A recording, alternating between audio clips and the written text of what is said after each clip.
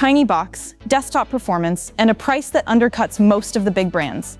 Today we're looking at the FIREBAT AM02 mini PC with AMD Ryzen 6600H.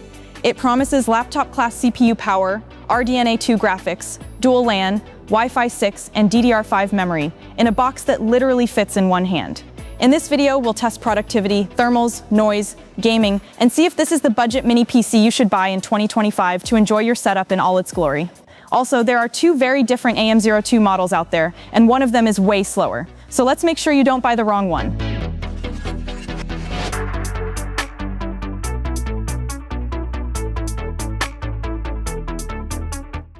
Inside the box, you get everything you need to get started. I purchased this on AliExpress, but it was shipped from a US warehouse. Inside the box is the FIREBAT AM02 mini PC itself, a quick start guide and basic paperwork, a VESA mount and screws, an HDMI cable, and a DC power brick.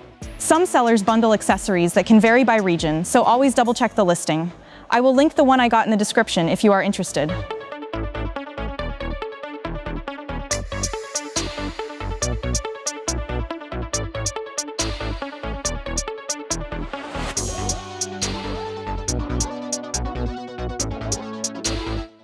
The AM02 goes for that clean, anonymous black box aesthetic. It measures roughly 17 by 17 by 7 centimeters, so think double height Intel NUC size. The outer shell is plastic, but there is metal inside around the heatsink and structure, so it feels more solid than the price might suggest. It is not as premium as GMK-Tech or B-Link's metal boxes, but there is no obvious flex or creaking. Around the case, you get large side and top vents, rubber feet, and mounting points for a VESA bracket, so you can hide it behind a monitor or under a desk. On a clean, minimalist setup, it almost disappears, which is kind of the point of a mini PC.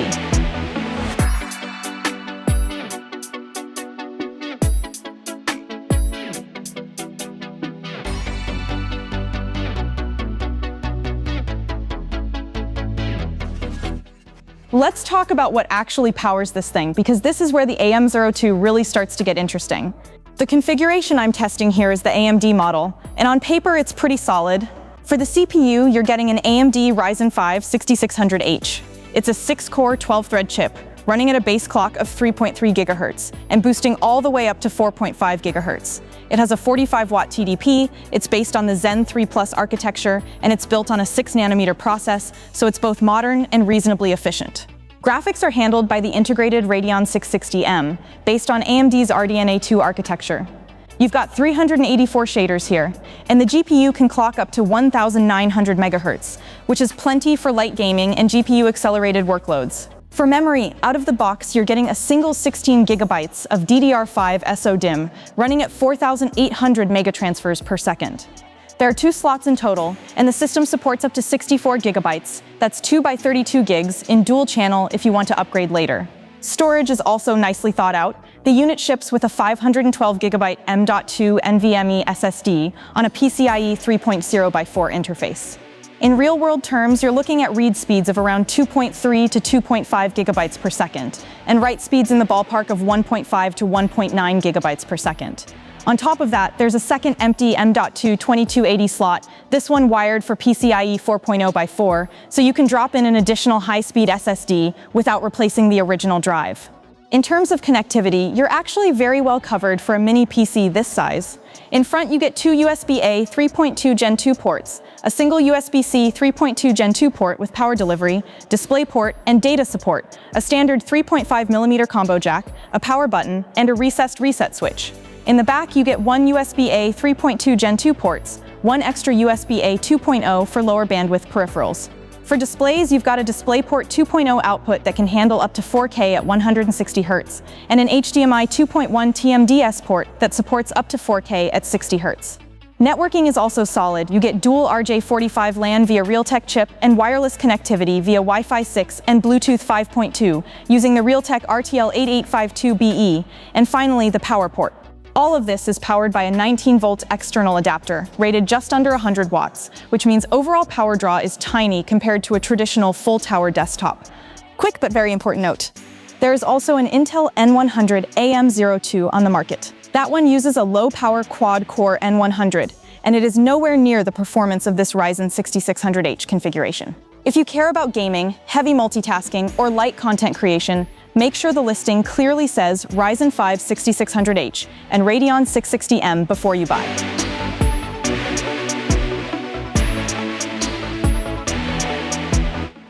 Out of the box, my AM02 did not come with any operating system, so make sure you factor that into the purchase cost. You can visit KeysFan via my affiliated link and use the coupon code in the description below to get a Windows 11 license at a fraction of the price. The experience is very much normal desktop PC, just smaller. For everyday tasks, this thing absolutely flies. Dozens of browser tabs, Office apps, PDFs, Slack or Teams, Spotify or YouTube in the background. With 6 cores and 12 threads, code compilation, Docker containers, WSL, and light VMs feel more like a mid-range laptop than a budget mini PC. I am probably going to turn this mini PC into a Chasm server so that I can have a remote workspace wherever I am. A few downsides. The BIOS is quite basic compared to premium brands, with limited fine-tuning for power and fan curves. You can also set the GPU memory in the BIOS, with the available options being 1, 2, 3, 4, or 8 gigabytes. Not sure if this will scale up with more RAM, but I feel like the default 3 gigabytes is more than enough.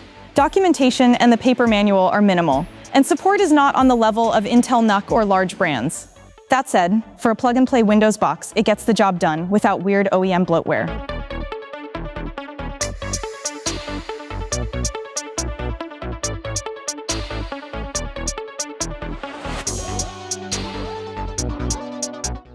Now let's address one of the most common concerns from owners: temperatures and fan noise.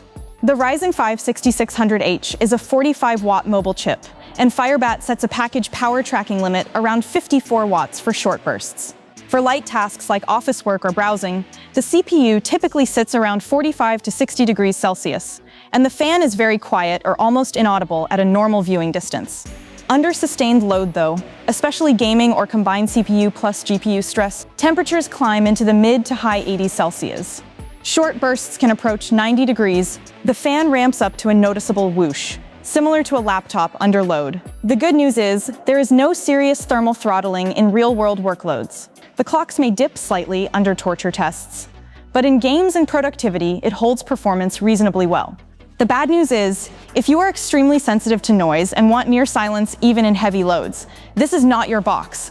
You can improve the situation a bit by raising the chassis so it can breathe better, limiting the maximum CPU power in Windows or the BIOS, or running a more balanced profile instead of pushing everything at full tilt all the time. For a typical mixed-use desktop scenario, the noise is absolutely acceptable, but it is worth knowing if you plan lots of long gaming or rendering sessions, the fan noise may become annoying.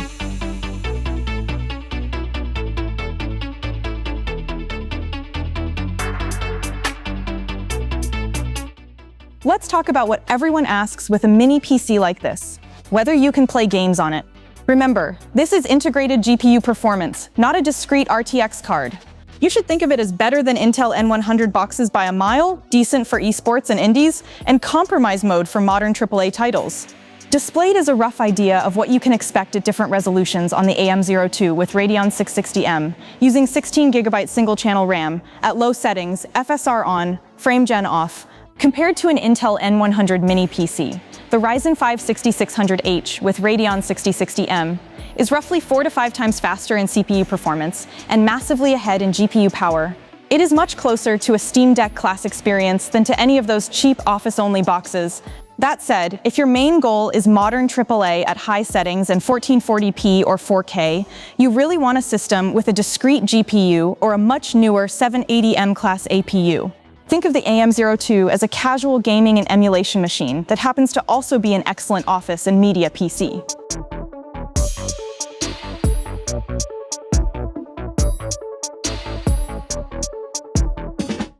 For DaVinci Resolve Studio, this mini PC performs decently.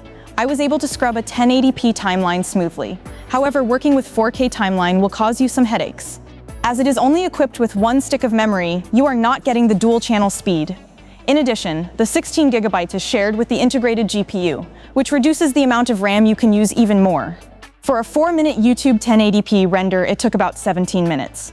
The same project couldn't even be rendered in 4K. DaVinci Resolve just error out with a generic message. So if you're just doing some light editing on 1080p timeline, then you'll be fine. If you're going to try doing 4K timelines, then I highly suggest getting a second stick of RAM to add to it.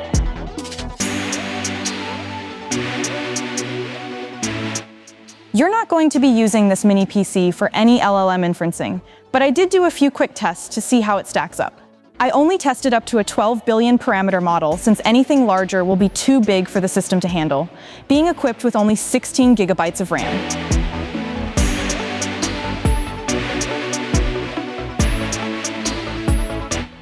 All right, let's break down the pros and cons of this AM02, starting with the good stuff.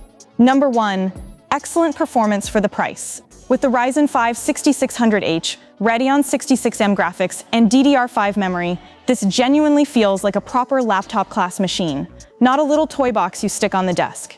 Number 2, it's great for productivity and light content creation.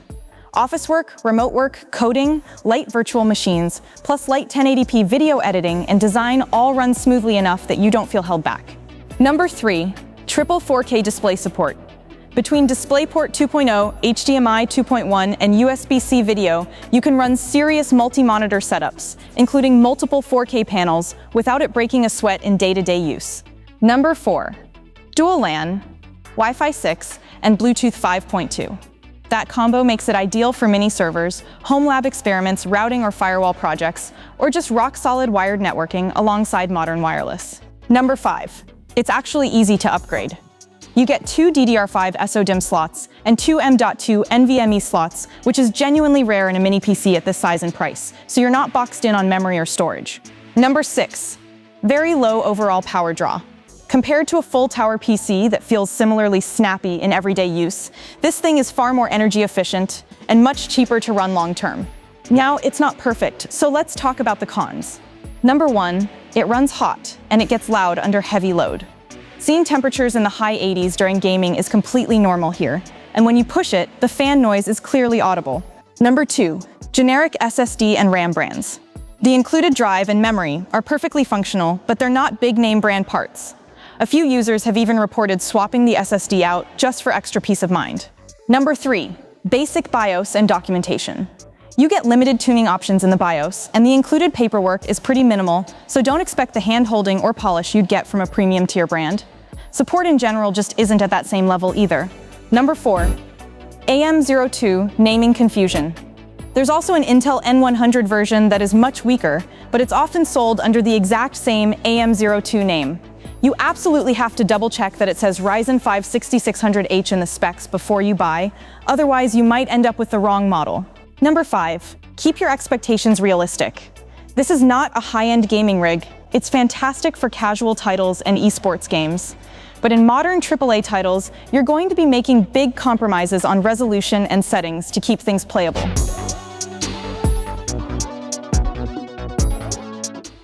If you're looking for a small, affordable Windows PC that can genuinely pull its weight, this thing is surprisingly capable.